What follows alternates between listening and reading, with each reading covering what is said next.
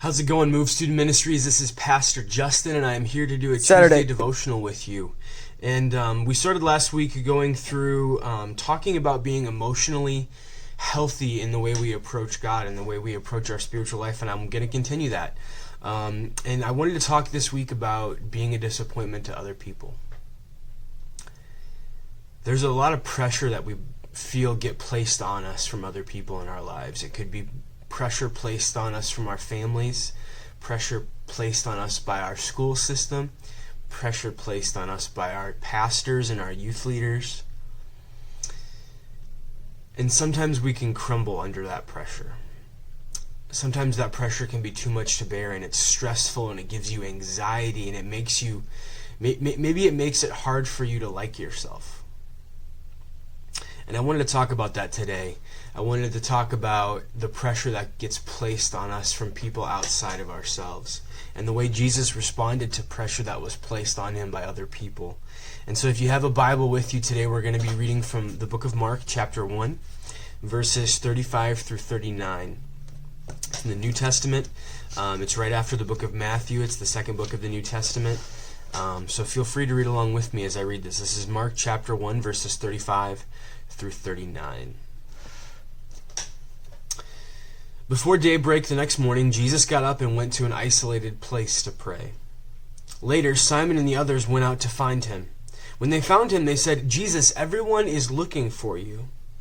But Jesus replied, "We must go on to other towns as well, and I will preach to them too. That's why I came." So he traveled throughout the region of Galilee, preaching in the synagogues and casting out demons. So Jesus was essentially going around from town to town to town, and he was teaching and he was preaching, and he was hugely successful. People wanted what he had to offer, and they wanted more. He would be doing so well that people wanted to hear more of what he had to say. And if you're a preacher, there's nothing more exciting than when people beg you to hear more of what you have to say, right? Like, that's fulfilling. That's like, oh my goodness, it's happening. I'm doing what I set out to do. People are hungry for what I have to say. Jesus goes off by himself after all this happens, all this success, to pray by himself, and his disciples are like, "Jesus, what are you doing? The people want more. Why are you running away? Why are you going off by yourself? It's time to go out and give the people what they want." Jesus says, "No, I have other things that I need to be doing right now. My Father has other things that he needs me to be doing. I'm going to go preach over here because this is where God wants me." And so Jesus willingly disappoints an entire town of people that are receiving his message. I mean, if he wanted to be mayor of that town, he could be mayor of that town. He says, "No, I've got other stuff I got to go do. God has other things for me." So he disappoints his disciples, and he disappoints this entire town of people that want to hear what he has to say. And there's this pattern in the New Testament of Jesus disappointing people that I want to share with you guys. Jesus' family thought he was crazy in the earlier parts of this book, in the book of Mark. His hometown thought he was crazy, and they actually tried to kill him when he announced that he was the Messiah. Jesus disappointed his friends, his disciples, repeatedly. He disappointed the crowds who wanted him to be certain things. He even disappointed the religious leaders of the time. And he was willing to disappoint people because he was serving God. As he served God, he was willing to sacrifice other people's opinion of him. He was willing to disappoint people that he cared about because he was doing what God wanted him to do. And that's something that I kind of want you to ask yourself, because sometimes we feel all this pressure placed on us by the world. But the question that I need you to ask yourself is, what things does God want you to do? Are you choosing to appease the world around you instead of appeasing God? And that's a big question, right? Because if there's anyone that you should be allowing to place expectations on you, if there's anyone that you should be like listening, what does this person think about me? What does this person want? It's God. And Jesus has this pattern in his life of being willing to sacrifice the opinions of everybody else. But he wants to hold on to God's expectations of him.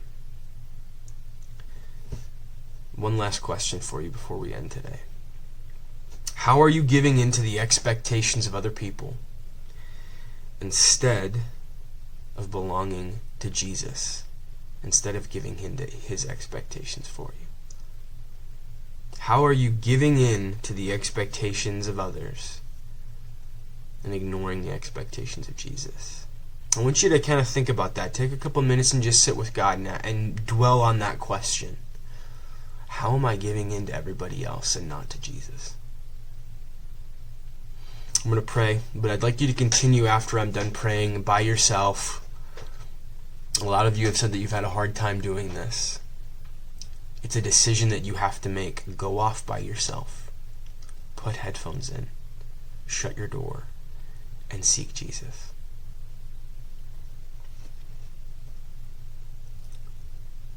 Father, there's so many things that weigh us down.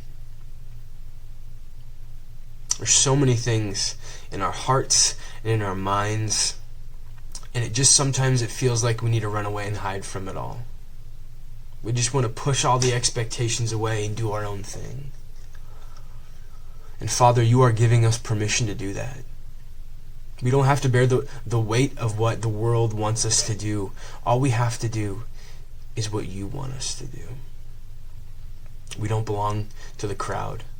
We don't belong to our families. We don't belong to even the expectations that we place on ourselves. We belong to you. And we bear your expectations, Father. Would we be willing to disappoint everyone in this world except for you? And would that transform our lives and make us into the full, beautiful, whole person that you created us to be? In your name, amen. See you guys tomorrow.